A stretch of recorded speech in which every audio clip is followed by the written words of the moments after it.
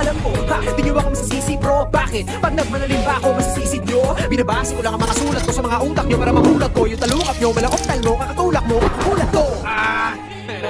Tagal ko hindi ginawa to. Wala pa akong balak gawin, pero dahil sa inyo, ito na yun. Sige, tuloy natin.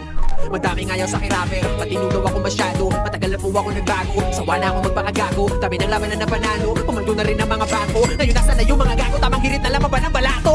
Kung inakala ninyo na madali lang lahat ito na gawin, akin ang tatapatin, nasasapalin yung mga pili magaling. Adik sa green, alak na gin, adol ka na, hindi ka natin, laka pa rin, kaya gawin. Hanggang ngayon nakaasa pa rin. Kami yung issue sa eksena, name drop nyo kung may problema. Puro parinig, walang payanig, bukod sa baduy puta o ina. Tama na yung kababawan nyo, mga naunat kasabayan ko. Puro katangahan naman yung pinagdadala nyo ng katapangan nyo. Ako na ako sa Palawan bro, gusto ako sa galawan ko. Kaya sorry na sorry sa lahat ng naangasan ko. At sa mga kabataan, pumili ng kahangaan, patunayan nyo ang salita, kayo ang pag